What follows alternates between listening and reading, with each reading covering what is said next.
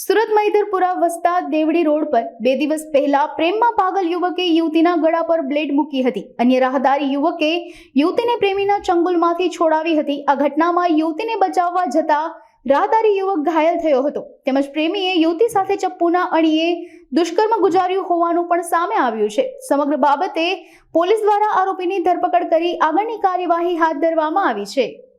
તારીખ 9 ઓગસ્ટ 2024ના રોજ ઝોન 3 વિસ્તારના મૈદરપુરા પોલીસ સ્ટેશન વિસ્તારનો જે વસ્તા દેવડી રોડ શાંતિ નિકેતન સોસાયટીની સામે સવારે 8:30 એક બનાવ બનવા પામેલ હતો, જેમાં વિક્ટીમ લેડી એની ફ્રેન્ડ સાથે જ્યારે રસ્તેથી ચાલીને જતી હતી એ દરમિયાન એક દીપુન જૈના નામનો ઈસમ આવીને લેડીઝનો હાથ પકડીને એને ખેંચીને લઈ જતો હતો.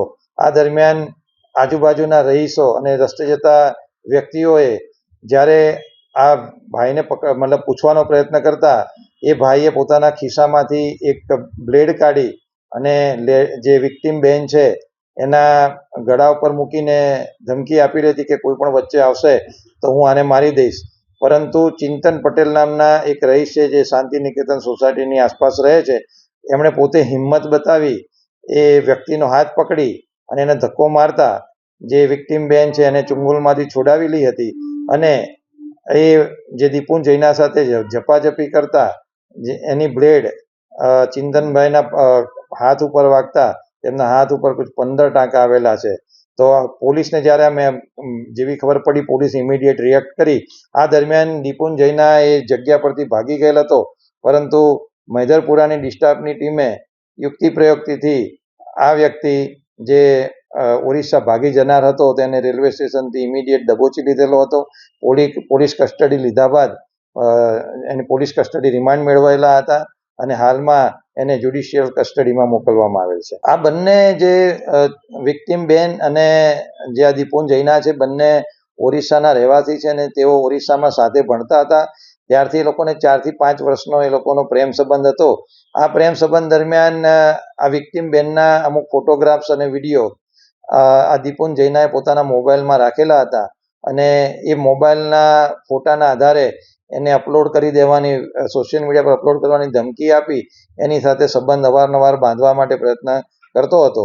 એ દરમિયાન આ વિક્ટીમ બેન છે એ ઓરિસ્સાથી એમના રિલેટિવ્સના ત્યાં સુરત ખાતે રહેવા આવી ગયેલ હતી, જેની ખબર આ આરોપીને ખબર પડતા એ પણ સુરત આવેલો હતો અને અહીંયા આવીને વિક્ટીમ બેનનો કોન્ટેક્ટ કરી ફરીથી એ જ રીતે એને ધમકીઓ આપી અને બ્લેકમેલ કરતો હતો અને આ બેનને વિક્ટીમ બેનને પોતે જે જગ્યાએ વરાછામાં રહેતો હતો એક રૂમમાં ત્યાં 7 દિવસ પોતાની પાસે રાખી તેની મરજી વિરુદ્ધ તેની સાથે શરીર સંબંધ બાંધેલો હતો. પછી એ બેન ત્યાંથી એમના ચુંગલમાંથી ફરીથી ભાગીને એમના બીજા રિલેટિવ્સના ત્યાં જતી રહી હતી અને જ્યારે એને ખબર પડી કે આ કોઈ જગ્યાએ નોકરી કરે છે અને સવારે આ રસ્તેથી એ પસાર થતી હોય છે, તો આ આરોપીએ બેનનો પીછો કરતા એની પાછળ આવેલો અને એનો હાથ પકડીને ખેંચીને પોતાના ઘર તરફ લઈ જવા દબાણ કરતો હતો. પરંતુ આજુબાજુના રહીશ અને વટેમાર્ગુ જે છે રસ્તામાં મુસાફર છે એ લોકોએ પોતે હિંમત દાખવી આ જે વિક્ટીમ બેનને આરોપીની ચુંગલમાંથી છોડાવી અને પોલીસને જાણ કરતા પોલીસે તાત્કાલિક આરોપીની અટક કરી અને કાયદેસરની કાર્યવાહી કરેલ છે.